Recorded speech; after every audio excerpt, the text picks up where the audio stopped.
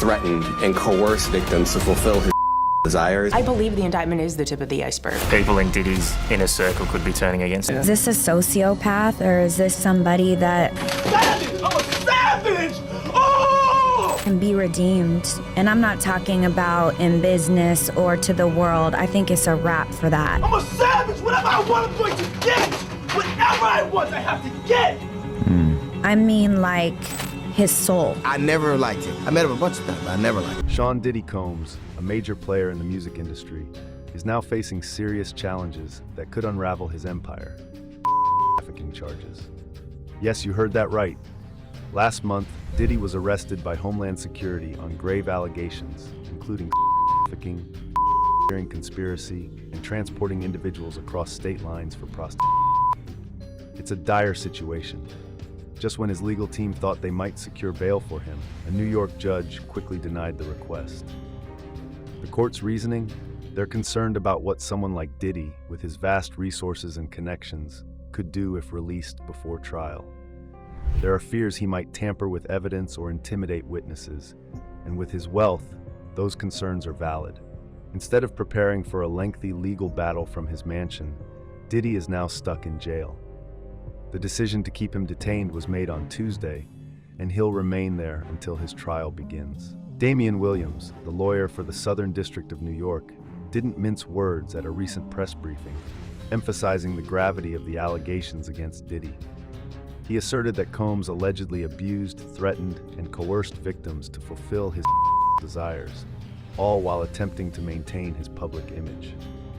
In response, Diddy and his legal team released a statement portraying him as a music icon, a self-made entrepreneur, and a devoted family man committed to philanthropy and supporting the Black community.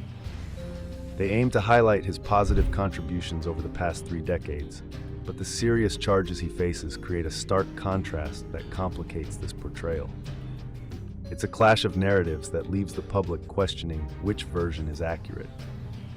Back in March, Diddy came under the spotlight when Homeland Security raided his properties in Los Angeles and Miami as part of an ongoing federal investigation into serious trafficking allegations. This was a major wake-up call. Additionally, he's grappling with multiple court cases related to assault claims dating back to the 1990s. This isn't just a recent issue. It seems like a troubling pattern is finally catching up with him. So, who is Diddy beneath the glitz and glamour? He's a complex figure, celebrated for his entrepreneurial spirit and contributions to the entertainment industry, yet his past is marred by a web of accusations and controversies. The numerous lawsuits and criminal charges he has faced over the years add depth to his story that can't be overlooked. To grasp the current turmoil he's in, it's crucial to examine his history with the law. This isn't the first time he's confronted serious allegations. In 1996, he made headlines for the wrong reasons when he was found guilty of criminal mischief after threatening a New York Post photographer with a $1,000 fine might seem minor, but it set a troubling precedent. Fast forward to December 1999, when he became embroiled in a shooting incident at Club New York in Manhattan while dating Jennifer Lopez. The chaos of that night saw Diddy charged with 4 counts of illegal possession and 1 count of bribery, as he allegedly tried to persuade his driver, Wardell Fenderson, to take the blame for a weapon found in their getaway vehicle. Lopez was arrested and held for about 14 hours before being released without charges, while Diddy faced the consequences but was ultimately acquitted. Fast forward to November 2023, when singer and dancer Cassie Ventura, who dated Diddy from 2007 to 2018, filed a lawsuit accusing him of years of abuse, trafficking, and even rape during their decade-long relationship. Cassie, who was just 19 when their relationship began and Diddy was 37, alleged a long pattern of abusive behavior. Remarkably, the lawsuit was settled just a day after it was filed, avoiding courtroom drama. While Diddy vehemently denied the accusations, the swift settlement left many questioning the nature and extent of the abuse Cassie endured. The situation took a darker turn when CNN uncovered a 2016 surveillance video showing Diddy violently assaulting Cassie in a California hotel. Although this footage wasn't part of any legal proceedings, it cast further doubt on Diddy's claims of innocence. The stream of lawsuits continued as more individuals came forward with their own allegations of abuse. In November 2023, Joy Dickerson and an unnamed plaintiff filed lawsuits in Manhattan Supreme Court, intensifying the scrutiny already surrounding Diddy, blazing fire surrounding Diddy's legal troubles. Joy's story stretches back to the early 1990s, when she was still a student at Syracuse University. At the time, she collaborated with Diddy on a music video project for the 1990 track Straight from the Soul by Finesse and Sinquis, a hip-hop duo signed to Uptown Records where Diddy worked. What seemed like a regular project turned out to be anything but, as Dickerson later accused Diddy of abuse and coerced during this period. The very next month, in December 2023, another bombshell lawsuit hit Diddy.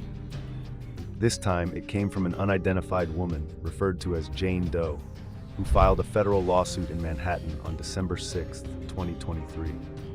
Her allegations were truly disturbing, as she claimed that Diddy, along with two other individuals, raped her back in 2003 when she was just 17 years old. According to the suit, the woman had been transported from Detroit to New York, where she was taken to a studio and leaving her defenseless against the assault that followed. This shocking revelation only intensified the scrutiny on Diddy, as the public wondered just how deep this scandal might go. In response, Diddy's legal team sprang into action, filing a motion in May to dismiss this particular lawsuit. Their argument? The statute of limitations had expired, and the details provided were insufficient to proceed. Despite their efforts, the case is still pending, leaving the outcome uncertain. But that wasn't the end of it. In February 2024, music producer Rodney Lil Rod Jones added his name to the growing list of plaintiffs against Diddy. He filed a lawsuit in the U.S. District Court for the Southern District of New York, accusing Diddy of unwanted contact, forced sex with sex work, and being coerced into use. This fresh set of allegations showed that Diddy's legal woes were far from over, and the walls seemed to be closing in on him. In March 2024, things took a serious turn for Diddy when his homes in Los Angeles and Miami were raided by the Department of Homeland Security. But it didn't stop there. In April 2024, Diddy was named a co-defendant in a criminal lawsuit in Los Angeles County Superior Court. The lawsuit was filed by Grace O'Marque, who accused Diddy's son, Christian King Combs, of assaulting her on a yacht rented by Diddy. The allegations also pointed fingers at Diddy, claiming that he had a hand in covering up the assault, even bribing the yacht's captain to stay quiet about the incident. Then came May 2024, with another lawsuit being filed against Diddy, this time by April Lampros, a 51-year-old former student of New York's Fashion Institute of Technology. She alleged that Diddy had assaulted her multiple times between the mid-1990s and early 2000s. This only added to the growing list of accusations from his past, spanning several decades. Fast forward to June 2024, and a new accuser came forward. Derek Lee Smith, a prisoner from Michigan, claimed that Diddy had assaulted him nearly 30 years ago at a party in Detroit. Smith, currently serving time for other crimes, was granted a $100 million default judgment in September after Diddy failed to show up in court. However, Diddy's lawyers quickly moved to overturn the ruling, arguing that the statute of limitations had expired in 2007 and questioning the credibility of the allegations.